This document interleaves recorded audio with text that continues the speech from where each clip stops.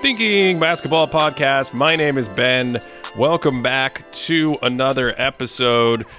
And Cody, before we get started today with what we want to talk about, I did something I regret already. I used twitter.com. Have you ever used this app before? Are we finally doing my episode idea where we just go through trending topics and just extemporaneously speak on each of them? Is that what today is? I don't have the heart to do that. I just wanted to start with one topic that we've talked about before.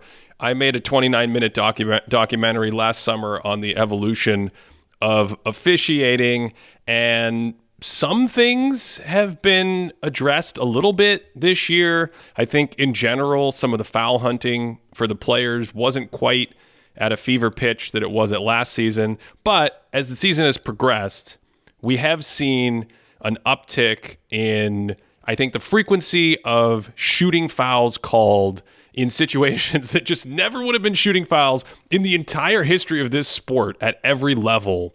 And there's one thing in particular I want to talk about, which is the rip-through before we get started. But I don't know how you feel about this. For my money, I think I would like to see a little bit more perimeter contact allowed, because the advances in offense are so great that not letting defenders slide and work their butt off and move their feet and stay in front of the ball, it just seems to be imbalanced. It just how do you defend if you're not allowed to have any sort of like incidental contact as someone is literally trying to run by you toward the basket? And so for me, I would like a little more contact there. And then in terms of the points of emphasis that they used to clean up, I just think this thing, we should almost call it the Giannis rule, just in honor of you, Cody. This thing where, like, if you're the offensive player and you smash into the defender with your shoulder. There was a play last night in the Warriors game against the Pelicans where Draymond Green got his feet tangled on Herb Jones's head and then kicked him in the head, and then they almost got into a fight. And the play that precipitated that strange event was, I think it was called... Was it called I don't even remember what it was called. The whole point is it should have been a charge. I think it might have been correctly called a charge, quote unquote correctly. And the debate was, well, Herb was still moving. Herb wasn't perfectly in line. If you like drew a line between where Draymond was and the basket, Herb wasn't perfectly smack in the center of that line. And my thing is, that was never a requirement for an offensive foul ever in the history of the sport, because if an offensive player's shoulder is hitting you between your shoulders in the center of your chest, why would that be a defensive foul? Please, I just want someone to explain that to me in small words. That's all I want. So let's focus on the rip-through for a second, because I find this really fascinating. Really quickly Googling some things to see what I can find. And for anyone that doesn't know, the rip-through is like when a player exists with, like, the defensive player has their hands anywhere that's attached to their body. The offensive player, like, swings their arms into the defending player's arms to draw a shooting foul or to draw a foul. I don't necessarily know if it's always called a shooting foul. Now it's not called a shooting foul, and it's like I feel like they're celebrating that. They're like, see, we've cleaned it up. It's not a shooting foul. Why? Keep going, Cody.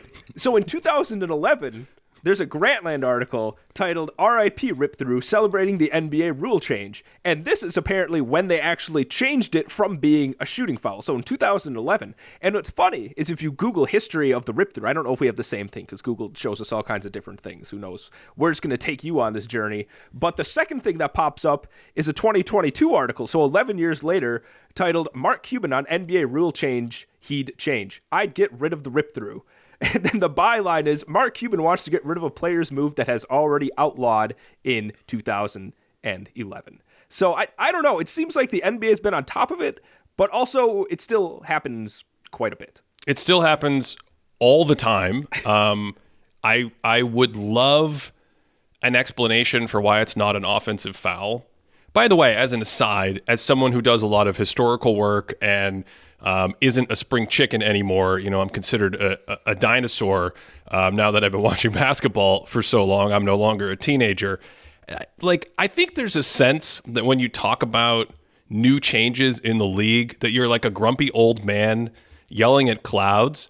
I'm actually okay. I love all sorts of different eras of basketball, and I don't think for the most part a lot of the rule changes necessarily harm the game. I think some of them have helped the game. Some of the traveling changes and the gather step. I don't know if I'm pro gather step, but I can acknowledge that it's opened up a world of moves that are incredible that we wouldn't have gotten before. So that's not where I'm coming from when I inject my personal preference here. These are things like, I just would love someone to explain to me why on Monday you weren't allowed to punch someone in the face, and then on Tuesday, punching in the face was free throws. Like if I go out in the court and I hit you in the face, now I get free throws. That's all. I just want to understand why you're allowed to take your shoulder and run over someone, or in the case of the rip through, when I was playing, if you did that, one, it probably would have been a scuffle if you were in a pickup game. It would have led to fisticuffs, without a doubt. Because A, it's such a Bush League move, but two, there's a violence to it that the offense is contributing. The offensive player is literally taking his own arms, his own appendages, and violently hitting you as hard as he can in parts of your body. And I think the thinking now has become, Cody, that your arms don't really count. Like, you're not allowed to have your arms out. I've heard this argument for a long time. And so on Twitter, I retweeted this compilation that Devin in the lab put out about Chris Paul's rip-throughs, and he said he's had enough of Chris Paul's rip-throughs. And my only tweet, I said, just please let defenders have arms. And you would be shocked at how many people in the comments were like, defenders should not be allowed to crowd an offensive player's space with their arms. Is this where we're at? Do fans actually want players to play with their hands behind their back? I'm just apoplectic. Please talk me off the ledge, and then we can talk about backcourts. So let me ask, is this like, do you think this is like the low point in terms of exploiting the rip-through? Because when I think of the rip-through, we've talked about this before, but like the Milwaukee Bucks guarding James Harden like 2018, where they literally keep their arms behind their backs, right? I don't see that happening quite as much anymore. So like the aesthetics of it seems like it might have been worse there. But is this because it's also coupled with like an extraordinary explosion in offensive rating, where the Sacramento Kings on the season have an offensive rating of 120, where the offensive rating in the last month is 116.6? Like, is it that coupling that makes you concerned? Because to me, I don't see quite the wild exaggeration that we saw a few years ago even. No, I don't think it's at its peak. But that's also why it's so confusing to me. I don't know why it's still around. That's what I genuinely don't get. I feel like the league made this change to say, well, it'll only be a non-shooting foul. Why isn't it an offensive foul? I just want someone to explain that. Why can you take your arms and just swing them at someone else's arms? It's very strange. So in this, the other thing that came up in this thread was a lot of people were saying, well, Chris Paul's being hand checked. The defender has his hand on Chris Paul, and Chris Paul is drawing attention to that. Like a genius, like a basketball genius. And we're only, the tweet was just about Chris Paul, but it applies to dozens and dozens of sort of legends of the rip through. There are many of them. You know who you are out there, you rip throwers. You know who you are. But like, if the defender has their hand on Chris Paul, then Chris Paul's doing the ref a solid by pointing out that he's being hand checked. And again, we can change rules from Monday to Tuesday. I would like an explanation, because Cody, that's not what hand checking is. Again, you are allowed to touch people in basketball. That's not hand checking. Hand checking explicitly talks about, both in the rules, the video rule book, traditionally, rerouting and moving players, rhythm, balance, all that kind of stuff. Those technical officiating terms that they use. So the mere presence of someone's 4 or 5 little fingertips on your waist or something like that is not automatically a foul. You have to actually have a straight arm and be pushing them or blocking them from driving or something. So I don't know what's going on, man. I don't know if you have any other thoughts on this. If you're listening out there, just send me a wellness package or something. It's just a lot to take in. I think the other thing, too, that makes it tough, and I think post players have talked about it, is the differences in the way that, like, this kind of physical contact is officiated between players on the perimeter and players in the post. Because you watch someone post up, they're arm barring them, they're pushing back on them. Like, they take so much more abuse, but out on the perimeter, if you're, like, in the space of the perimeter player, it's apparently illegal guarding. But in the post, oh my goodness, you could, like, make a fist and push them wherever you want. I'm not letting those guys off either. I tweeted a play a couple years ago of Jaren Jackson Jr. defending the post. He put his arms up. It might have been Embiid. Maybe it was Karl Anthony Towns. Some star in the post was posting him up, turned and shot into his arms, and it was free throws. And I literally asked, I was like, why can't Jaren have his arms there? And people were like, well, it's not vertical. What? Now you have to play basketball with your arms straight over your head if you're a defensive player? I feel like, again, verticality being this thing at the basket where you're trying to allow these like crazy violent contests in the air that create the most exciting basketball. That's one set of rules for defending off the ball and verticality. But if I'm guarding the ball, Cody, why am I not allowed to have my arms out? That's all I want. Just an explanation for that. I do have a point of clarification here, because something that I do see called a lot, and I don't know if this is the sort of thing you're talking about. I remember when I was like doing a defensive dive into Mitchell Robinson earlier in this season. When he would defend players in the post, he would kind of like build a house over them, right? Like he's posting up, but instead of staying straight up, instead of doing the verticality thing, both of his arms are over them. So when the player would go up to shoot, that would be called a foul. That you don't like that. It's nonsensical to me. It just makes no sense. If I'm 6 feet tall and Mitchell Robinson's 7 feet tall, and he drapes me with his arms, and I can't shoot over him, you're telling me now I can get free throws because as long as I get my wrists or my forearms to whack into his arms that otherwise are blocking my shot, it's counterintuitive. Why is he not allowed to hold his arms over your head? So, okay, are you okay with players putting their hands wherever? Like, let's say a player had long enough arms that they could just, like, reach around the player and create, like, an encircling around them. Could they just do that if they wanted? You mean if someone had, like, 11-foot arms? Yeah, and they're just, like, reaching and creating, and they don't touch them. I don't see what's the problem? They're not touching them. So then what would the offensive player be able to do? Do they have to, like, dribble underneath? Do they have to duck down and, like, escape? Yes, they would in that case. Yeah, why not? Okay. I don't know if I'm 100% on board with everything that you've said so far. Because, like, I even think about when I was post defender in my days, a classic 6'3" dude playing post, because that's what you did in high school. I always felt like you had to be straight up. Like, you couldn't be at any kind of an angle when somebody was shooting. What I'm more okay with is, you see the rip through when you see players have their arms to the side more. That's when I'm like, all right, that's kind of gross. But I think when you're, like, draped over them, I don't know, man. Wait a second. What do you mean you weren't allowed to have your... We've already talked about this for 10 minutes longer than I thought we were going to talk about it, but now I'm incensed. You're telling me when you were in high school, you weren't allowed to contest shots without keeping your arms straight up? Yeah, I had to be straight okay, up. I just don't know how many times I have to explain this to people. This is not how basketball was played or taught forever, for the history of the entire sport. Something happened where coaches were like, you're going to get a foul.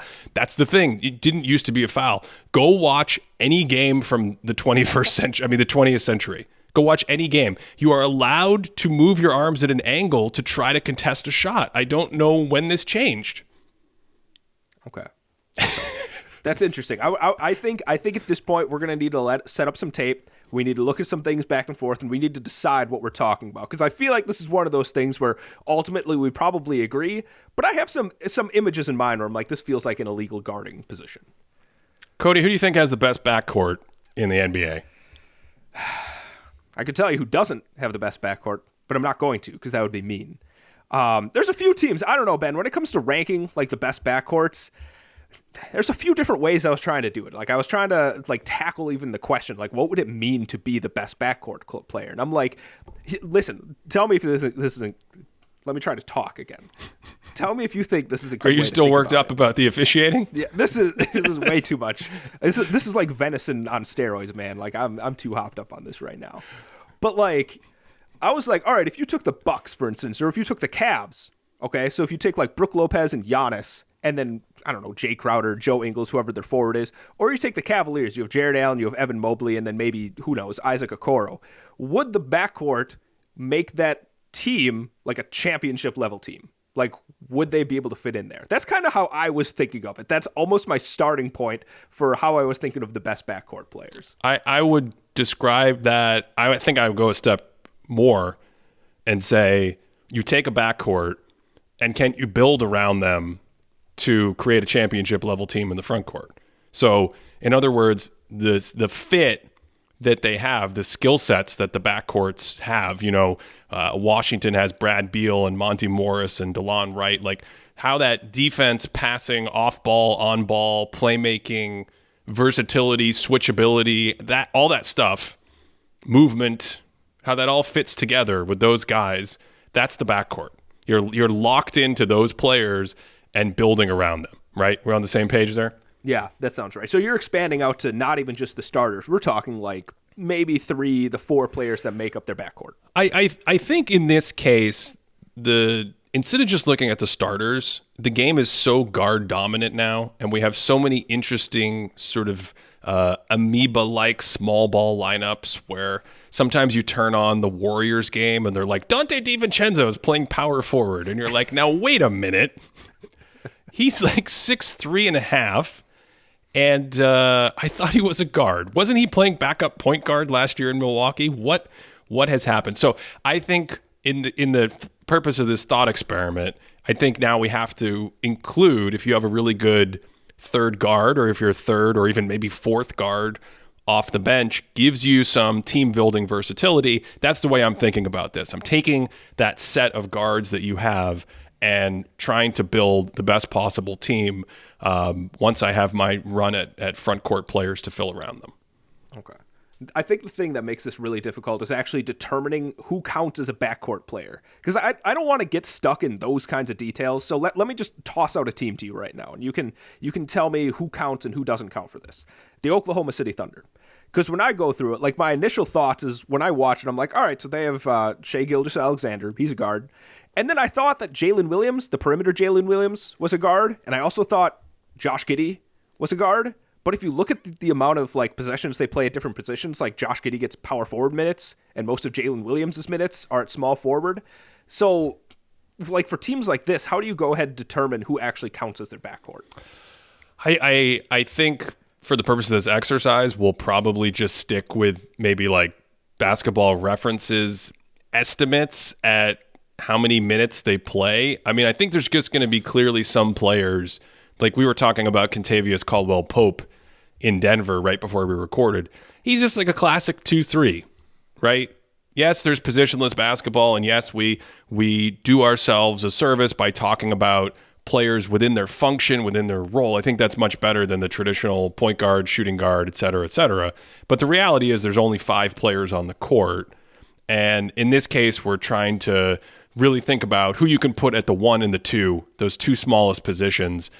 To win, do some of those guys, are you able to slide in a Jaylen Brown back to shooting guard? He's played a lot more at forward this year, I think, quote unquote forward, being the third biggest player instead of guarding one of the backcourt players all the time. I think you can do that with a guy like KCP. I think there are situations where you can call Josh Giddey a guard, but just for the purpose of the exercise, let's simplify things and say, if Basketball Reference, if their estimates of where you're playing, if they think you're playing center and power forward sometimes, like some of the Oklahoma City Thunder guys are, then probably the backcourt there is Shai and, I don't know, Trey Mann and Aaron Wiggins and Isaiah Joe, and Lou Dort is actually probably the other, starting high-minute backcourt guy there. And Jalen Williams I find to be really difficult here because if you actually go to his Basketball Reference page, at the top, he's listed as a shooting guard, like it's the position that they say. But if you go down to the play-by-play, he plays 56% of his minutes as small forward and 9% at power forward, according to this. So, I don't know. This is mostly for listeners out there. If you're like, you forgot so-and-so, what about... Like, listen, the position things gets complicated. If you want to count someone and you think we screwed over your team, sorry. Like, make your own list. Yeah. So, with that said... it's a really fun thought experiment because I do think there are some teams where the third guard matters. I do think there are a lot of teams where the 3 guards play together and the 3 guard lineup is really interesting. And we'll get to some of those. But I mean, are there any other sort of, if we try to do our classic top 10, if we try to say here are the, of the 30 teams, here are the 10 best backcourts that we like. We'll try to make our way through them. We'll try to talk our way through them. Is there anybody we have to talk about before we do that? Like maybe the Boston Celtics. You're saying you don't think the Boston Celtics are going to make your higher up on your list here? I don't think so. Do you? Did you? If you look at them, I think I can get at least 10 backcourts that are better than them. Okay, so when you're looking at the Celtics, we're looking at Brogdon, White, and Smart, right? Correct. Yeah. Okay. I don't know. I guess I don't know. Do you want to start with the Celtics? No, I figured you explicitly mentioned the Celtics. I think they're like an honorable mention team. I think a team like Denver, you got Jamal Murray, but if we don't count KCP, you have a combination of lacking depth and lacking an all-star level player. I think what I want to see from the best backcourts is some level of fit, either offense and defense, or both, ideally, and then talent. So the talent in this case is never really going to be like two all-NBA level players, although there is a team we'll talk about that maybe fits that bill. But, I want like an all-NBA level player. Maybe even if I could get an MVP-ish type of guard up there, that's very valuable. I would love another all-star or sub-all-star. And then if my third player is also a really strong quality starter or, kind of like top 75 player with some specific skills that fit, that's what I'm looking for when we do this exercise. Okay, that leads me to a couple of questions here, and I think the Celtics kind of fit into this compared to some other teams we'll look at. So, number one, I think a really big question as to what you prioritize when you're looking at backcourts is whether or not you want to distribute or consolidate talent, right? Like, do you want multiple of these players to be, I don't know, maybe sub-all-star, maybe flirting with all-star level player, or would you like to have maybe like an all-NBA, an MVP level player, and then a couple guys that can be like maybe a starter, maybe a bench level player, right? So consolidating versus distributing the talent. Another one is like how many exploitable weaknesses does the group have? Can we do the first one? Can we? Let's stay there. Yeah. Okay. No, because I think it's a very important place to start. You tell me. I feel like some people's instinct, or maybe my first reaction, is like I want a superstar, or the closest I can get to it, maybe a really strong all-star. And then from there, I'm not going to worry too much as long as I have like a really good player. But I actually think when you think about team building, I've talked about this before, two all-star players, especially if they fit together reasonably well, two all-star players, that might be as valuable in some situations as like a flat-out MVP, like the flat-out best player in the league. Like two all-star players playing together on the same team. I mean, heck, if you've got decent fit, and you put a third all-star player on the team, you don't even need a top 10 player. Three all-stars, good coaching, good role players. You're basically a championship contender, right? Like that's really good. It's rare to have three or four all-stars. We don't get a ton of the 2004 Detroit Pistons kind of model teams. But historically, once you start stacking players at that level, you get really, really competitive teams. Historically, general managers have almost never traded multiple all-stars for top 10 players. It almost never happens. I'm not even sure it's ever really happened. So I kind of might be going in the other direction here in that if I can get three really good guards on this list or two really, really good guards that are maybe like flirting with all-star kind of play and then another third player, I'm probably going to value that over having a top-heavy backcourt with just like one guy.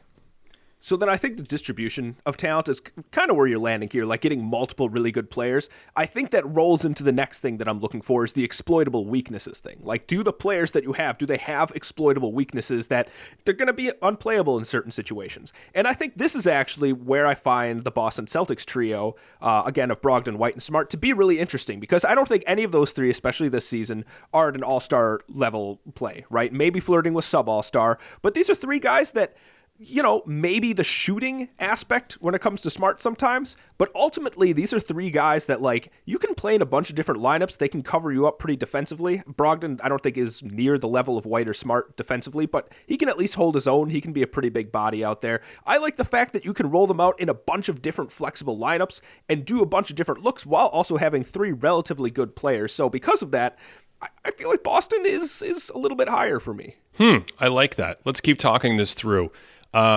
Portland is a really interesting kind of backcourt in the other direction. They have Dame Lillard, who of course is having maybe his best offensive season of his career, just having a monster offensive year as one of the best offensive players in the league. I think by virtue of his offense, no matter how leaky you think his defense is, that makes him an all-NBA type of player, that maybe he's flirting with a top 10 player somewhere at the back of the top 10, maybe in the what's the other side of the top 10? The teen, no, to teens is 13. What do you call the low 10s? What do you call that? Like 11 and 12? Yeah, what do you call that? What's a shorthand term for that? Do we have that in this language? I feel like maybe we don't. High double digit. Okay. Number? Yeah, you know what I'm saying. He's somewhere in that range. And then you have Anthony Simons, and we've talked about Anthony Simons, I think, a while back on our legendary Top 25 Under 25 podcast that we did. I like his scoring juice. I like his shooting. We've talked about how good he is as an off-the-catch shooter, a wide-open shooter. Volume, his quick release, his ability to organize and get into those shots quickly makes him a very explosive scorer. But man, just like Lillard, you're giving up a lot defensively. Maybe you have some redundancy there. I feel like I'm maybe forgetting someone. They have Shaedon Sharpe coming off the bench, who's very young and also kind of like looking for that explosive scoring kind of, game. Is there anyone else you could put in there in the Portland now that, Gary Payton's gone? Does Matisse Thybulle count as a guard? He feels like a forward to me. He feels like a forward to you. Okay. I think I think he's regularly listed as a guard, and I think he guards a lot of guards. So, maybe that was the intention with getting him and then putting him back in the starting lineup or playing him heavy minutes, is just like you have that defensive player who can kind of balance out what they have. I think it's an interesting juxtaposition with the Celtics because they have the one star. Is the fit great? Matisse's thing is that he's exploitable on offense. He's an offensive weakness. Maybe with Lillard and Simons, you can attack them defensively. Whereas the Celtics, they don't have a single player overall or offensively that's at Lillard's level, but they give you that ton of versatility. They give you a ton of defense, and all of them kind of fit next to other players as connective tissue. They can all shoot a little bit. They can all pass a little bit. Smart's probably the best passer of them all. And so you can play them next to other stars like Brown and Tatum that take up more offensive primacy and responsibility. And that's the other thing is the fact that you can kind of slot them into a bunch of different lineups. Because if you throw out, say, Lillard and Simons, you kind of need like a Cleveland setup, right? A Cleveland setup. And we'll get to the Cleveland guards at some point because I think they're in a really good situation to showcase that. But they would need guys like Evan Mobley and Jarrett Allen, Isaac Okoro, Lamar Stevens behind them to really maximize or take away the fact that they can be exploited defensively. But I also think, I don't know, I'm not necessarily in love with Simons' inclusive offensive game. Like, I think he's an excellent scorer, but he doesn't necessarily get himself to the free throw line. He's not a great creator for other players. So I don't necessarily know how much juice that gives to an offense. Like, it's really good, I think, if you slot him in as maybe a third option, maybe a second scoring option. But ultimately, I think he's probably a little bit overvalued. Whereas Lillard, like you said, really excellent peak this year. But I think with the combination of Simons, I think that leaves a few more holes than you'd like. Yeah. Who else? I'm trying to think of other sort of teams that fit this bill of maybe not having the right fit. Let's jump to the most star-studded backcourt in the league, the Dallas Mavericks. Luka Doncic, Kyrie Irving. I guess you could throw in Tim Hardaway Jr. there as the third guard. But especially with Luka and Kyrie, I think the question is ball dominance, and I think the question is defense. And even in Luka's case, as we've talked about, what happens when he's away from the ball. But it's like you've got these two huge guys. Is there too much redundancy? Are you still exploitable or giving up too much on the other end? I know you don't necessarily like this question, but I'm going to ask it to you anyway, because I think it's valuable, especially in this sort of thought experiment that we're going through. If you just straight up traded Donovan Mitchell and Darius Garland to the Mavericks and swapped them with Luka and Kyrie, so you have Luka and Kyrie on the Cavaliers right now, how would you feel about the Cavaliers' title odds at the moment?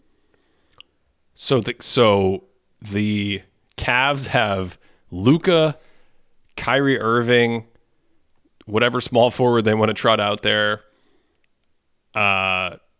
Who's that player who plays power forward that I like? Evan Mobley. Yeah, and Jared Allen. Yeah. I'm just wondering what would that offense look like? Well, I mean, I feel like the offense would look like how it always looked. Like, it's very Luka heavy ball. Like, I don't think that would be any different, right? I think the difference, though, is what we see right now with the Mavericks is with Kyrie and Luka.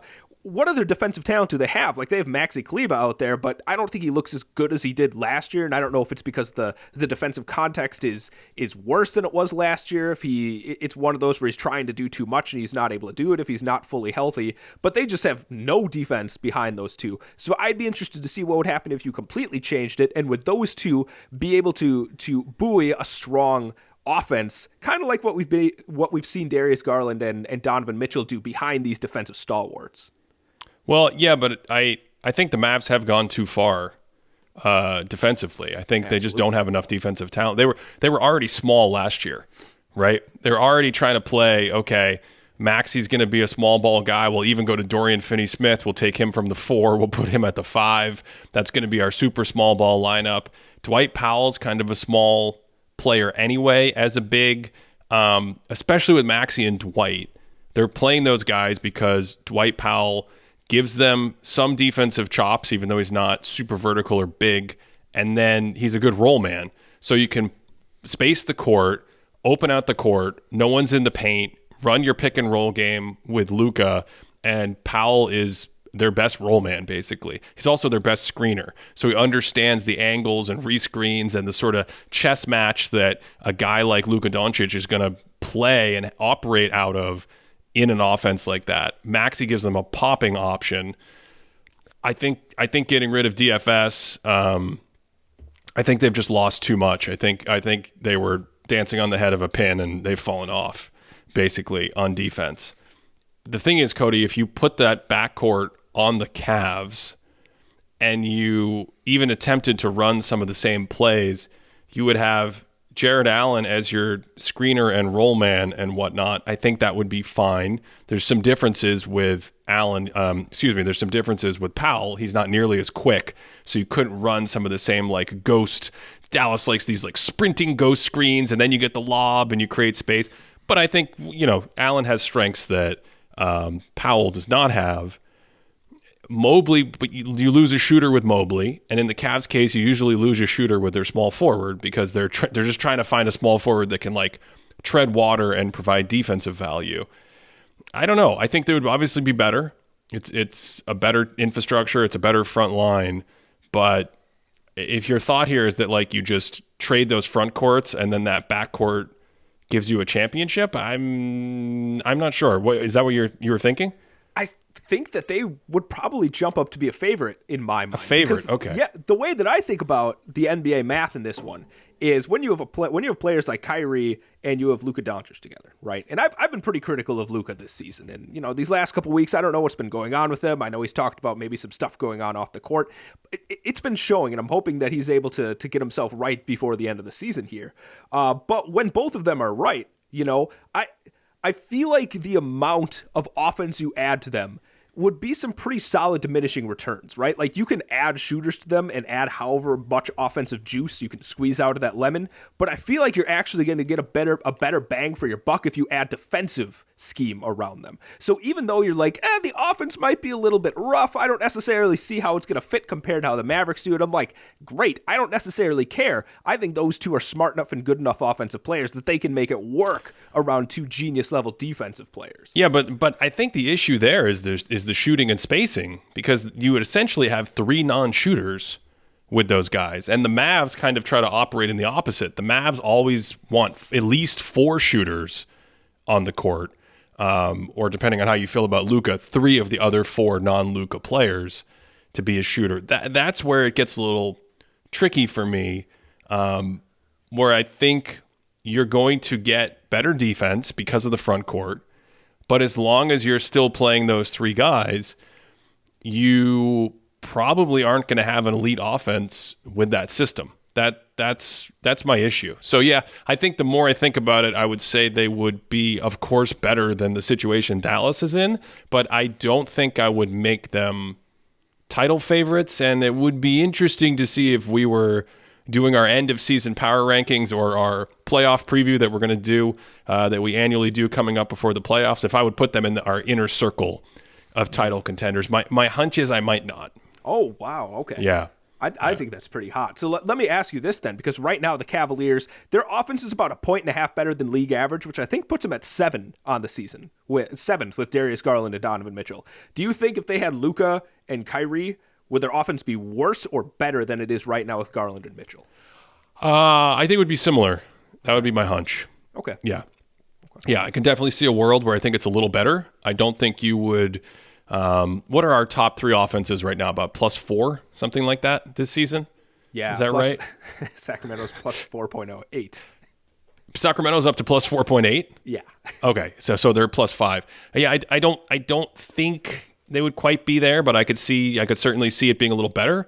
I could also see a world where it's, a touch worse and there are complaints or things like that. Because, why don't we just jump to Cleveland?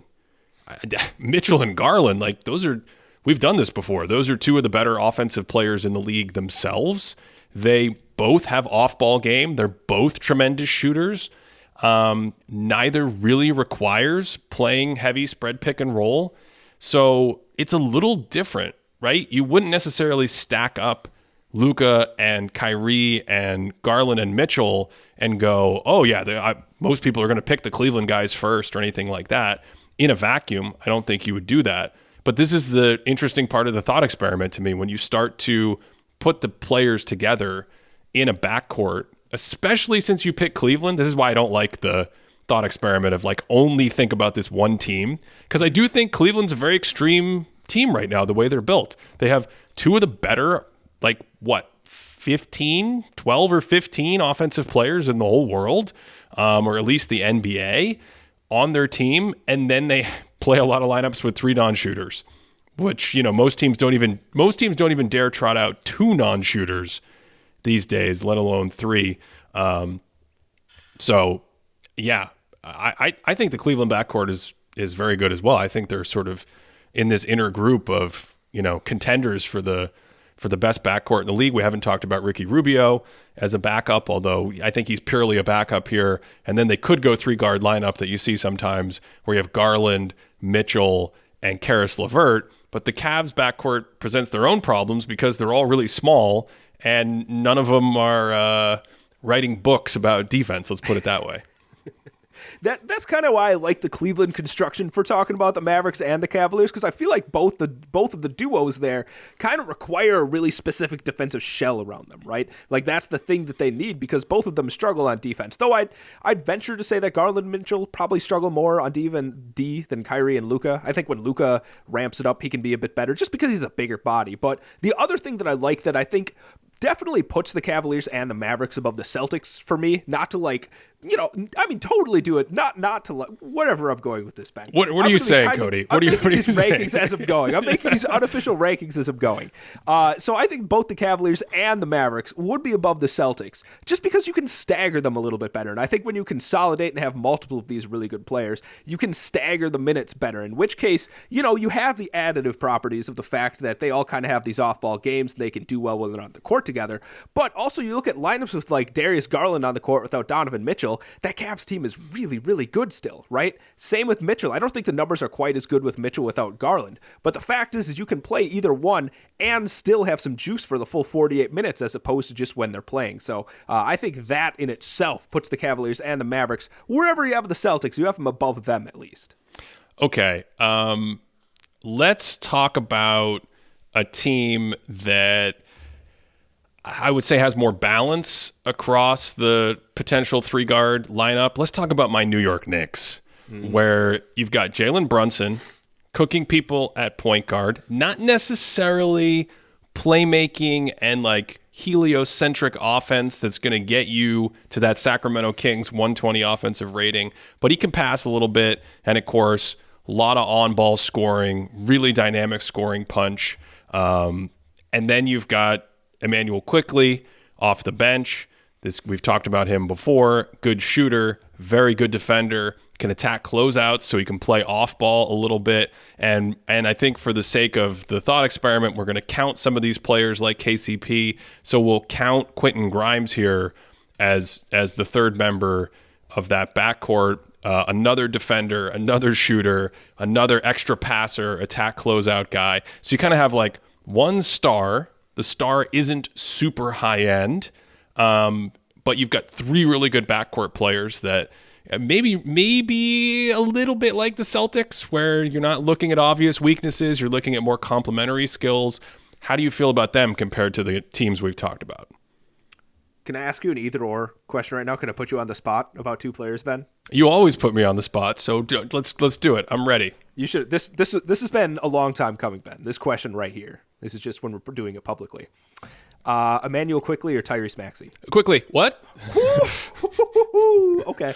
Okay. Here's the thing. Yeah, I've been thinking about this more. Okay. I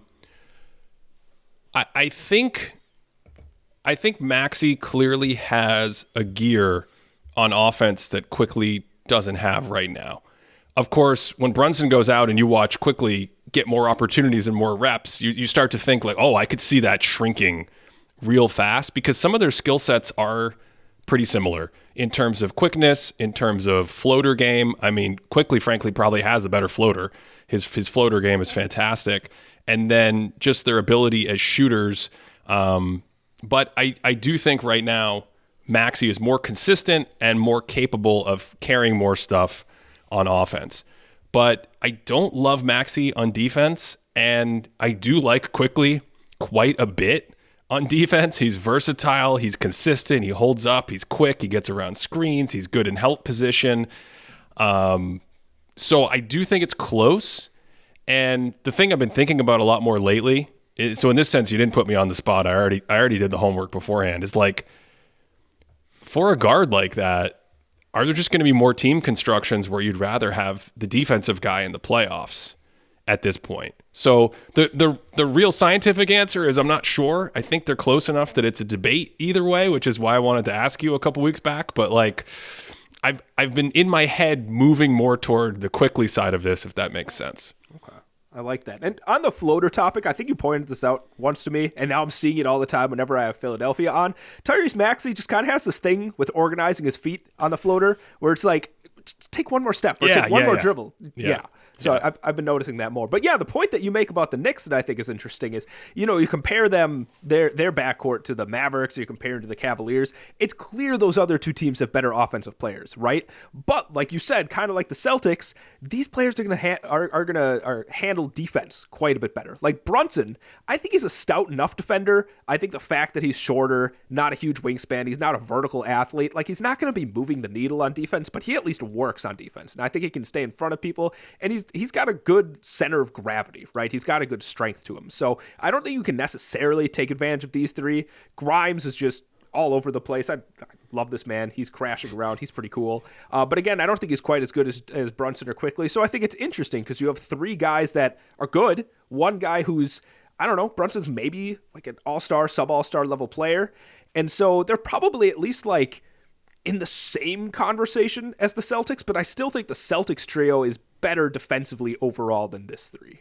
Oh, I agree they're better defensively, but are you saying in your running rankings that we have going in the show that you still have the Celtics 3 over the Knicks? Man, I don't necessarily know if you like this, but I'm like, what if I just swapped these three with those three? Like, how would the Celtics look? Well, yeah, but the issue is, do the Celtics need a small jitterbug on ball scorer? And I would say no. That's not what they need.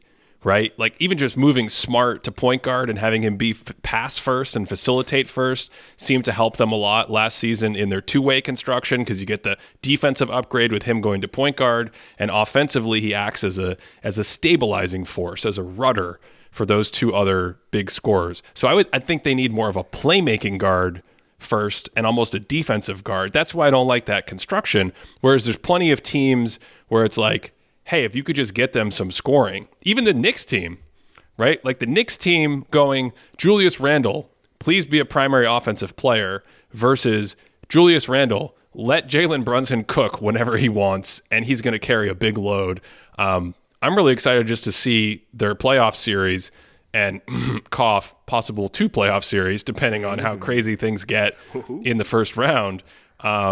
Because I do think that's going to make a big difference, and that's exactly where you would not get that at all from any of the Celtics backcourt. You know, I was having a conversation. Shout out to Scott Levine and Nate Georgie, big Celtics fans out there, and they were making the case, saying that like what the Celtics are really good at, that's maybe even better than most other teams, is when an advantage is created, they're able to just keep the advantage going with like their top 8 or so guys. And I think the thing about Smart, White, Brogdon's probably the best at creating his own advantage out of nothing as opposed to the other guys. But those three, if you can get them to get by their guy, if you can get them getting into the paint and kicking out and creating that way, they're really good at creating in that situation. Whereas when you compare it to like Brunson and Quickly, like Brunson especially, that jitterbug kind of dribbling, he can create that own sort of advantage. So it's one of those things where like that ability to take advantage of almost like a half advantage or an already created advantage, I don't know. I think that's what I find so enticing about the Celtics team, because if you have somebody that can create that advantage, I think they slot in so perfectly next to those other guys. Whereas like Brunson, I don't necessarily know if I love his off-ball shooting. Obviously, Quickly and Grimes are especially Quickly good shooter off ball. So I don't know. Maybe I'm too in love with the ability to keep the half advantage going of the Celtics. Well, I think shout out to the Celtics management for that team construction, where you get these players that we're talking about guards and backcourts would fit perfectly next to 2 forwards who can carry most of the offense. What do the Celtics have?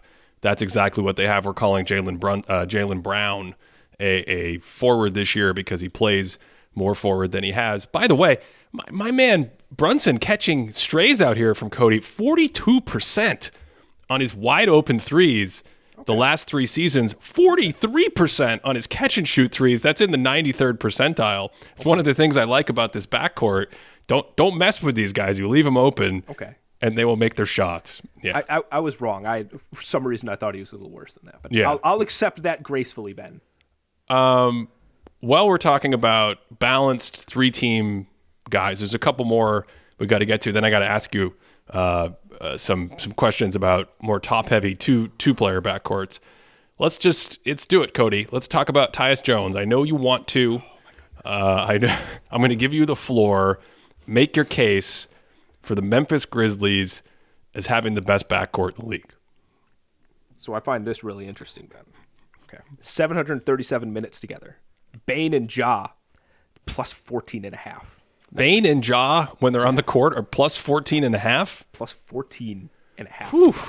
And so I think what's really interesting here, Ja Morant, I don't know, all-NBA player, flirting with all-NBA level player this season. I don't necessarily know. I was trying to deep dive his defense to see how I feel about it. I couldn't get a good read on it right before this episode, so that's still to be determined.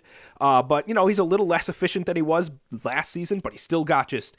I mean, again, I don't know if anyone in the league is better at creating off the bounce and getting into the paint. Like, I don't think you can stay in front of him. We saw that in the playoffs. Teams are just like, all right, I guess he's just getting into the paint. We'll have to figure it out from there. Bane, I think, has taken another step. I think the minutes that he has without Ja, he looks fantastic. His passing improves continually. Again, like Brunson, he's just like a bigger Brunson on defense, like a stout dude, not necessarily the longest wingspan, not a vertical athlete, but he can work. He's physical with you, and I think he adds at least a little bit of value there. And then Tyus Jones, man, listen, I got to say one thing, because I've seen this out in the world. At one point, I think people took me as saying that I compared Tyus Jones to the Celtics' great Dennis Johnson. No, what I actually said on that podcast is defensively, when Jaw's off the court and Tyus Jones is in, it's like seeing Dennis Johnson because of how much of a mess I thought Ja was on defense earlier in the season. That's all I was saying. I don't think Tyus Jones is an all defensive level player or anything, but he's at least solid. And I don't know, man. He had this play. I forgot who he was playing. I sent it to all of you guys because I was so excited. I threw the Grizzlies on for one minute, right? He gets this stampede drive, drives in. Jaren Jackson dives after the motion strong on the other side, hits him cutting in for a dunk. I'm like, this man is just brilliant. So it was the best play of his career. Okay, let's relax. Let's just relax for a second. So we have an all-NBA level player, a possibly all-star level player, and then just like one of the best backups in the league. That's a compelling case. If you're not watching on YouTube, it's because Cody's hair is down and it's blowing in the wind, and it was carrying him through that whole segment. John Morant, possibly all NBA. Bane, I can't remember what we did with him. Definitely a sub all-star. Really, really nice player. Tyus Jones, very good backup. I'm just going to put them over on the side. I think I might prefer them because Bane is not a slouch on defense. And, of course, neither is Tyus Jones. And both those guys can shoot. And Morant's rim pressure and some of his scoring against elite defenses, I think I'm going to put those guys on the side. I might prefer them to anyone that we've talked about so far. We've talked about some juggernauts. Let's take a step back. We have a few more to consider before we sort this out and then get yelled at by everyone for how we did it. Phoenix. Yell at me. Devin Booker, he's playing at a very high level. Speaking of, all NBA. Chris Paul, I don't know quite what to make of Chris Paul. He's clearly fallen off since his 37th birthday. Do they have another guard that's even really relevant for this conversation? Do you count Terrence Ross? Cameron Payne? Well, Cam Payne, I think, would be their third best guard, and I just, if we're looking at him as a trio at that third position, that's a drop down to me, compared to like Quickly, compared to Tyus Jones, compared to some of the third players that we've talked about. Okay. Yeah. So the thing about this group, I really like Devin Booker this year, by the way. Like, I think even last year, I think people talked about him last year as taking a big step up. I think he's made a huge stride from last season to this season. I think his rim pressure seems a little bit better.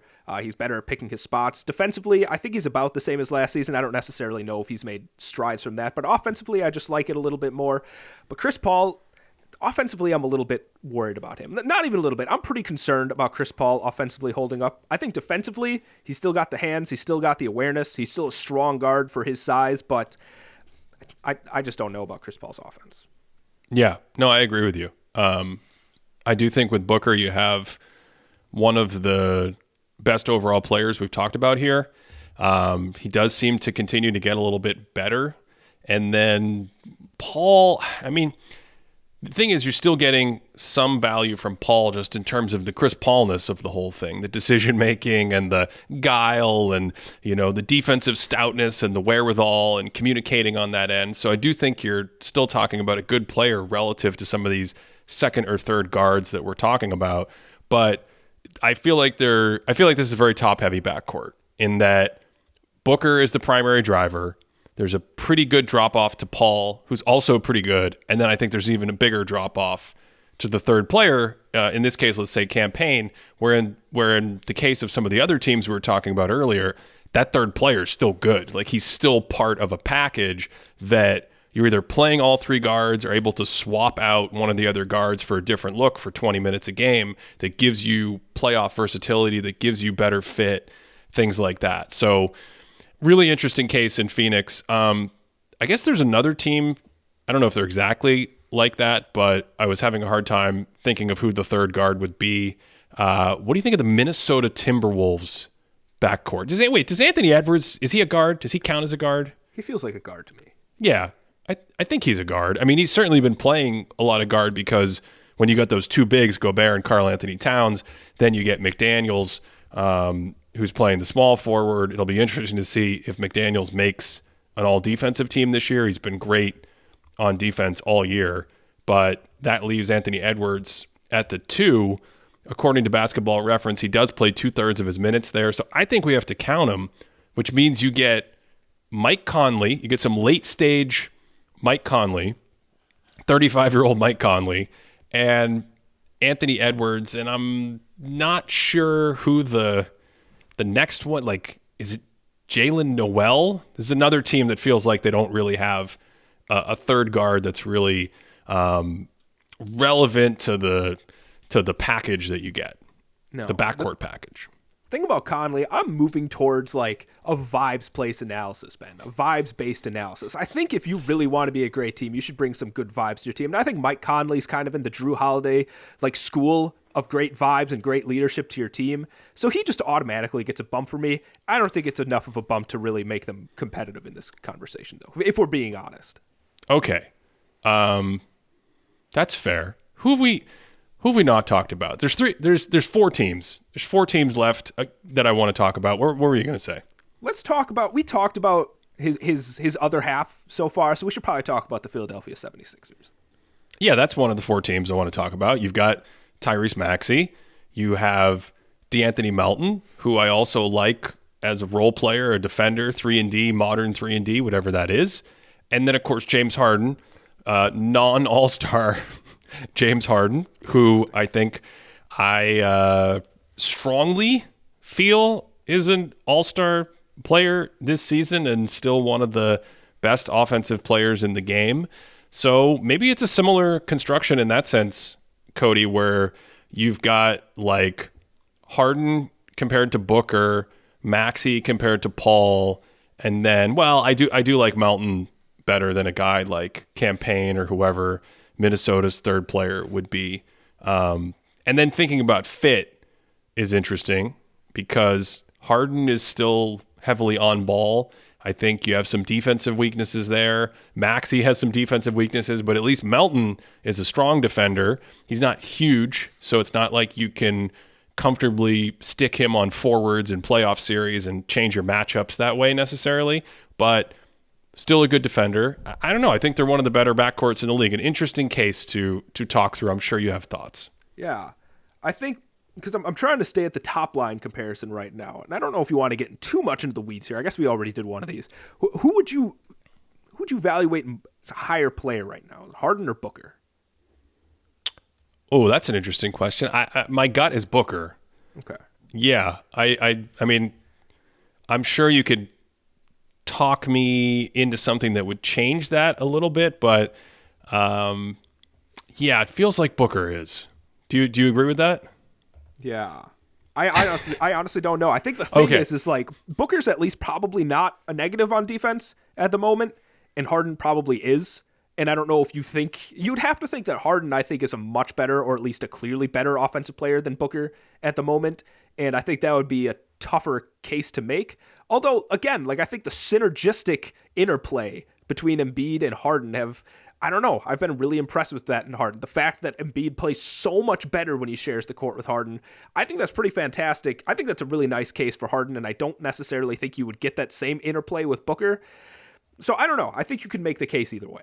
Well, it's different. It goes back to the Luka, Kyrie, Cleveland versus Dallas philosophical point, where with Harden, you're going to get that on-ball playmaking. So there's some trade-offs there. You want to run more stuff with him. You potentially want pick-and-roll partners and pick-and-roll constructions like they have. But you're not necessarily going to run something that is movement-heavy, egalitarian. It's not necessarily going to have a ton of DHO, middle of the court hub kind of stuff, like another team we should talk about, the Sacramento Kings. Those guys, you've got De'Aaron Fox, again with all these 2-3 players, these shooting guards / small forwards using the traditional construction that we're talking about. Kevin Huerter is one of these guys. Just like going back to Atlanta, he's playing more shooting guard, so he's part of the backcourt. And I think think functionally and spiritually that works as well, the way he plays and the skill set he has in today's game. And then you got Malik Monk coming off the bench. And if you want to get really jiggy with it, I mean, you can count Davion Mitchell as the fourth member here because he gives you some on-ball defense as a look. I mean, I don't even know if we need to go that deep in the depth chart, but like those three guys are really interesting, Fox, Monk, and Herter, for obvious reasons, because you get a mix of shooting, you get a mix of movement, you get some playmaking from all of them. All of them have synergized very well with Domantas Sabonis and the DHO stuff they're running. We've talked about that team a lot in terms of the movement and screening and the offensive principles, and then they can all play at pace, and especially Fox, one of the most successful speedy point guards in the league. But credit to Malik Monk. Like, one of the things that I think we talked about when we were talking about best bench players in the league that had me so high on him relative to the other players we talked about, he can play really fast. So all of a sudden, it's like you need to push, you need to make decisions at pace that the Kings offense has set up. Monk does that too. So yeah, I mean, you tell me, but I think you've got a guy in Fox who's definitely playing like an all-star. He's playing very well. And then Kevin Herter and Monk are both really good offensive weapons. Probably hard to name 75 players in the league you'd rather have than those guys. That's a nice trio. I think what's interesting about Fox is the criticism I had of him. I had some harsh words for him earlier. I think this was behind the scenes. I was talking to some people, and I was pretty out on Fox before this pretty incredible season that the Kings have been having. But I think the main criticism would be his passing, right? He kind of creates good passing angles because his first step is ridiculous. Like, he's in the top tier of just being able to get by guys and get into the paint. But in terms of like manipulating defenses and making looks, I think he's been better than I expected.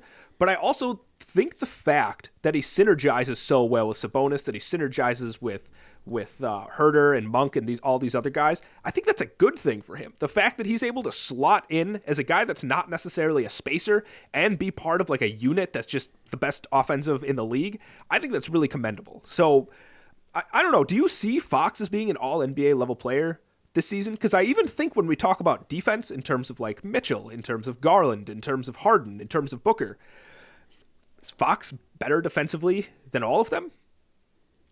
Yeah, I think he is. I mean, Fox has always been weird defensively, and that I think he has the potential to always be better than all of them. But when you're the combination of being really small and then sometimes sort of vaporizing at the point of attack, that's how it feels sometimes with these small guards. They can't get around the screen. They can't get into the player. They're not long and disruptive, and it's like it just doesn't create friction for the offense. It's a very smooth experience.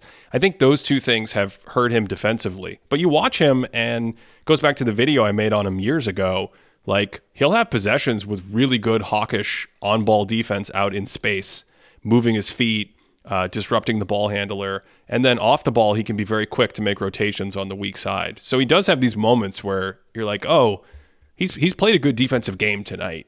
And I'm not sure you can say that about some of the other weaker defensive guards that we've hit in this episode. I do think defense is an issue with this group. I do think that's the issue. As great as the Kings have been, as great as of a story, the offensive stuff, the X's and O's, Mike Brown's coaching, I feel like we could talk about forever. Just one of the great stories of the year, one of the most fun teams for me to watch. We do have to remember that it's offense leaning into defense, and this backcourt isn't really an exception. It's not like you can throw out some balanced defensive stoppers or things like that. It goes back to your point about the Celtics and just having more of those players, or the Knicks, just having more of those players. It's an interesting thing to be able to generate. Let me ask you a question. Yes. Golden State Warriors. They've got Steph Curry.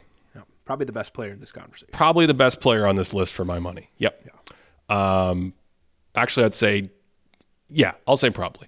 I'm going to say definitely. I'm going to go out and say the definitely. Okay. Yeah. I really like Luka is also in this conversation, so I realize, we're top 7-ish players on the planet. You can go either way for some people, but yeah, I would take Curry. Klay Thompson, same thing as Herter. Yep. We're going to talk about him as a guard here.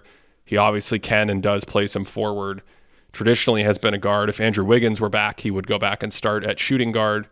Jordan Poole off the bench. Kind of similar to a few of the other players we've talked about. Anthony Simons, even Maxey in some functional sense. You're giving up defense, and I think Jordan Poole's defense this season has been clearly worse than it was last season. Some of his decisions and communication at the point of attack they've obviously been a disaster. And then offensively, he's an interesting player in the sense that he's not, to me, consistently good enough on offense. And we talked about it, I think, at sub-all-star time. Like, he's not consistently good enough like a Brunson was last year to just go, yeah, I got to have this dude in my top. Like, he's just giving me so much value on offense consistently that he's probably a top 50 player, even with the defensive shortcomings. But he's interesting in the sense that the couple games in a series that he's on, or the two out of 3 nights during the week that he's on, like, he can swing the game. You know, he'll give you 32 off the bench on high efficiency, spaces the floor, plays movement, handoff, all that kind of stuff.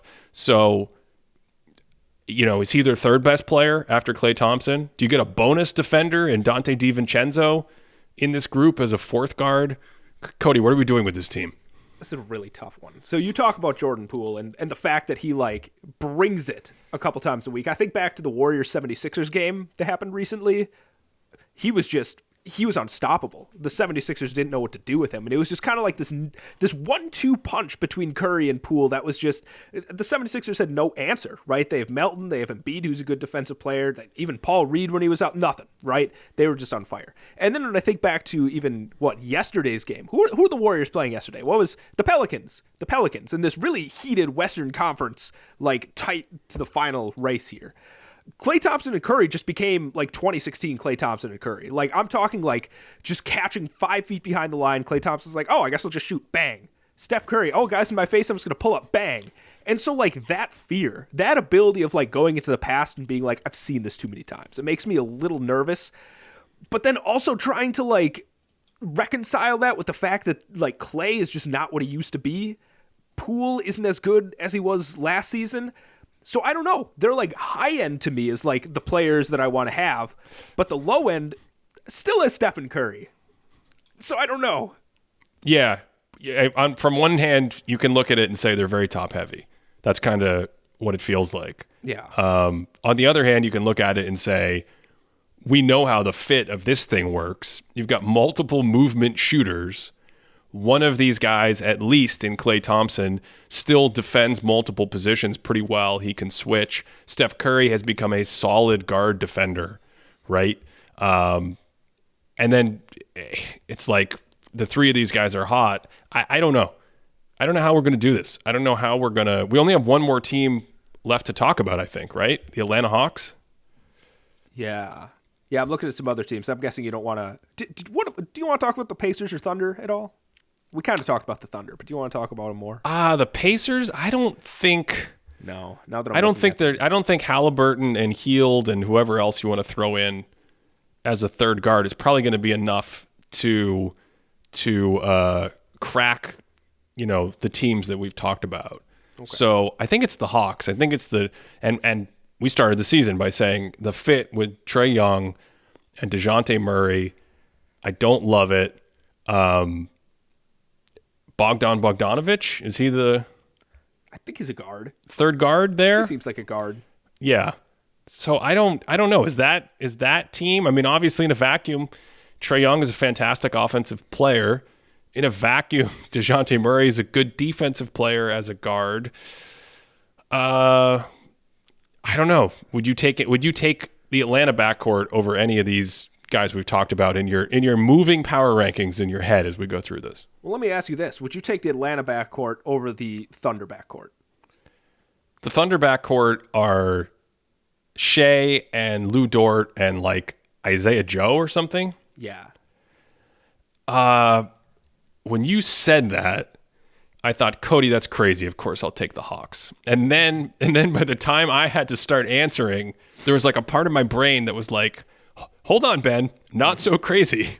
Because Shea, I think Shea's definitely had a better year than Trae Young. Oh yeah.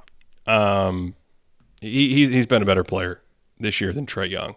And then as much as he has like weaknesses and warts, I kind of like Lou Dort out there just being Lou Dort on defense and just It's like, hey, it's not so easy. It's not so easy to play 38 minutes a night against Lou Dort. And even though I don't think he's in the same class yet as these other guys, like at least Isaiah Joe can shoot. Have you ever seen Isaiah Joe miss a three? No, I've never seen him. No, I've never seen him miss. Ever. He's never missed a three ever. No, I'm convinced of it.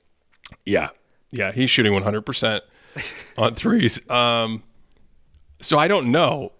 But with that said, I don't think Oklahoma City is going to be making my final cut here. So, I think let's do it. Let's do it. What do we do? When you say final cut, are we talking 10 or 5? No, let's do 10. Why not? 10. Oh my God. Okay. Okay. Is it too much? Maybe. Did we talk about 10 teams? Oh, we've talked about Cody. We've talked about like 15 teams. Okay. We've talked about unless you want to circle back and get some Chicago Bulls, Zach LaVine, Ayo DeSumo. See, that's the thing. If you have like a sub all-star-y, borderline all-star, that's your best player, and then there's a big drop-off, and then your third player is kind of like an Isaiah Joe. I think the Celtics' third best player, you could make an argument as a sub all-star.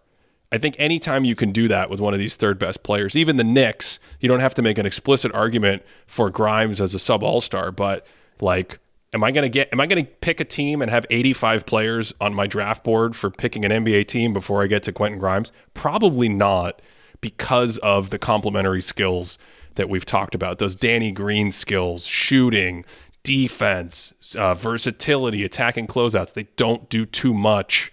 And in Quentin Grimes' case, he loves a big shot. He loves a big shot from the wing in Madison Square Garden.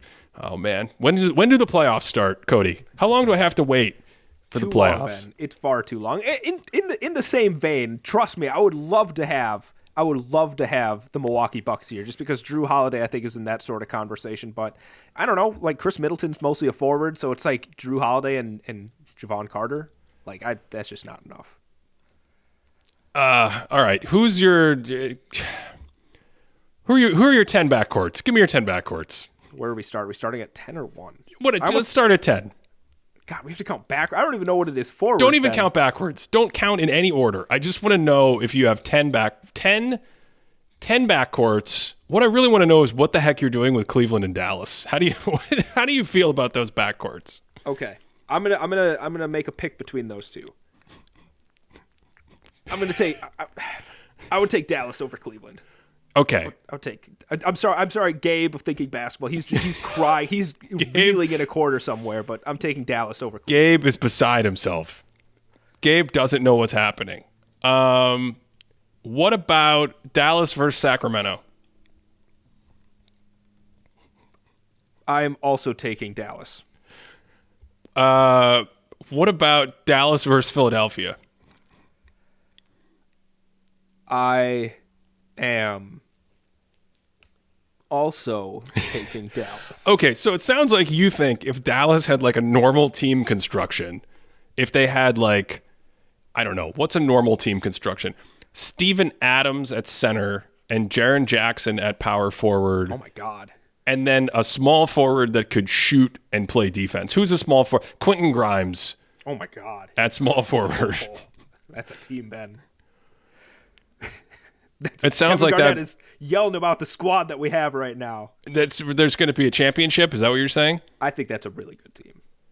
Okay. And what did I just say? I said Steven Adams, Jaren Jackson, and Quentin Grimes. Okay. Now give me that team with the Memphis backcourt. Which one do you like better?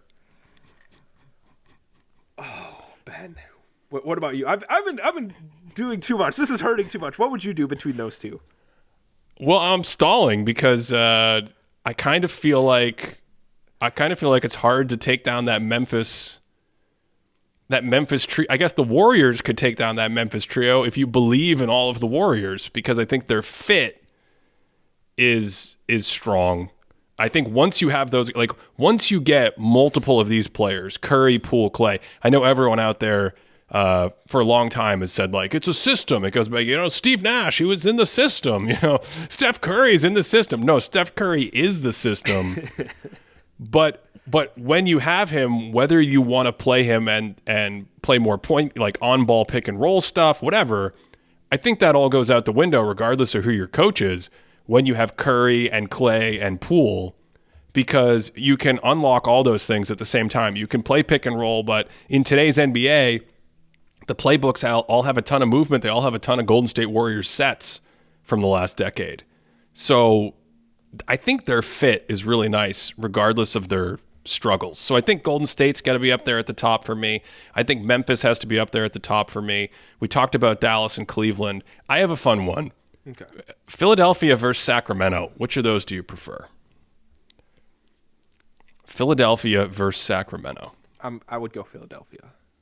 You would just you don't even think about it. I would go Philadelphia. Oh man. I would go Philadelphia. Kind of feel like Sacramento, that trio. Ooh, talk me through it. Why do you think them? Well, let's say that in a vacuum, Harden is a better offensive player than Fox. No, I'm changing my mind now. I like the I think the Melton variable is really fascinating for Philadelphia. Yeah, I saw that defensive player there, and I was like, that's a tough one to sell. But I mean, I think I'd rather have Kevin Huerter than Maxey. Okay. Yeah. So that's the defensive part is very interesting to me. And then Monk gives you way more offensive punch than Melton.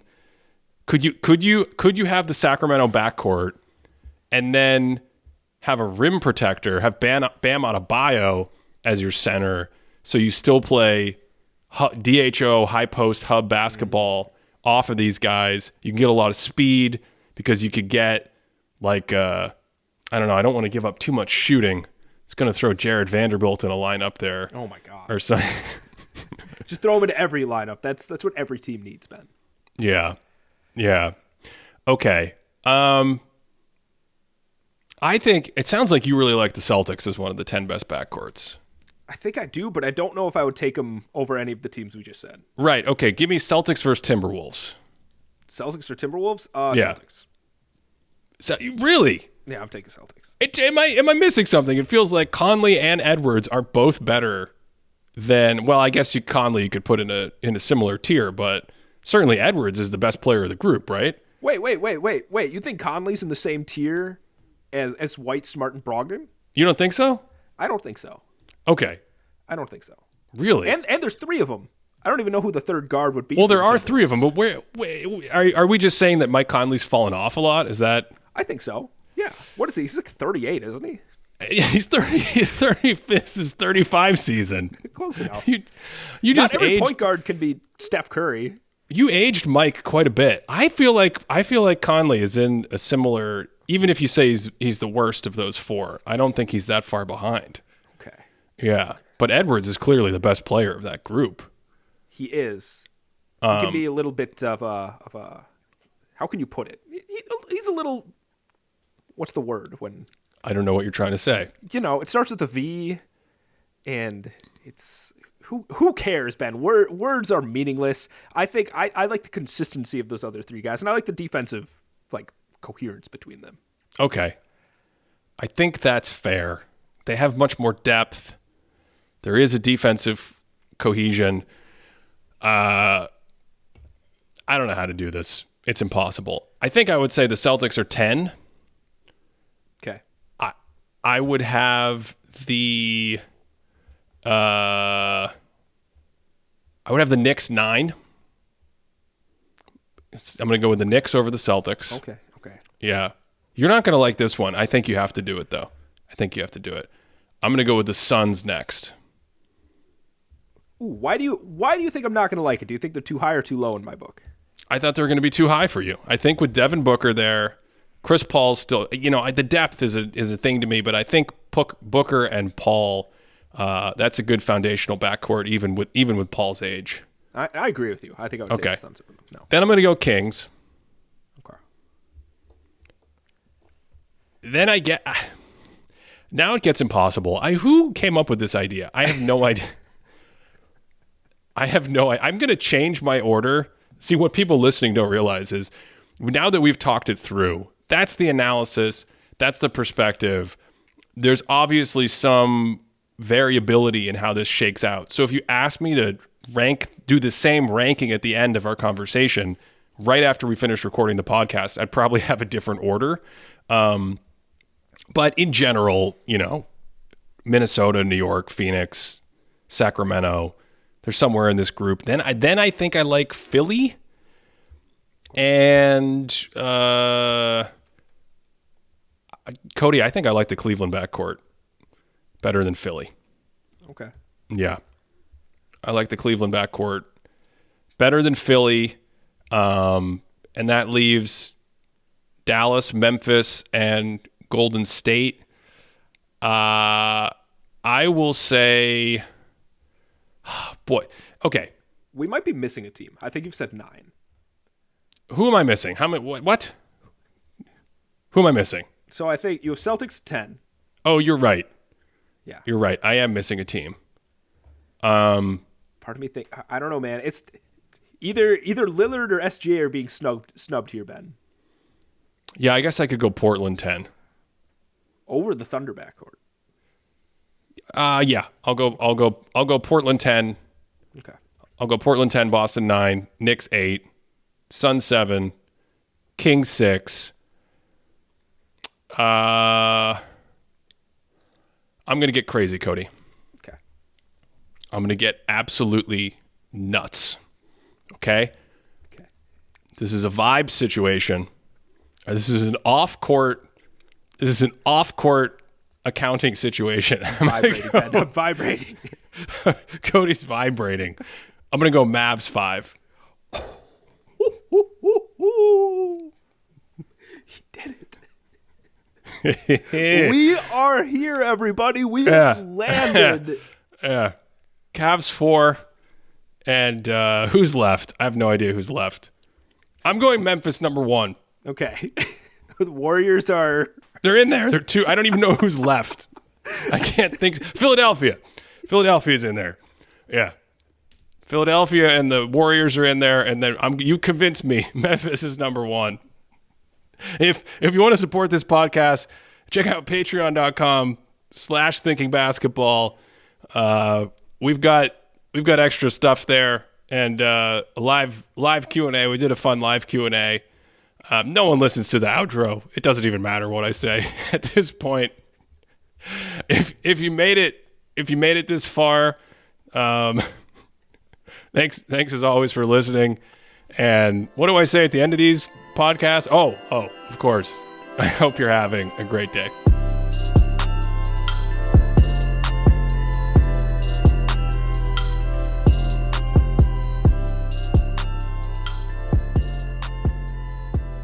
Bubble Murray, KCP, Bruce Brown. That's my real pick.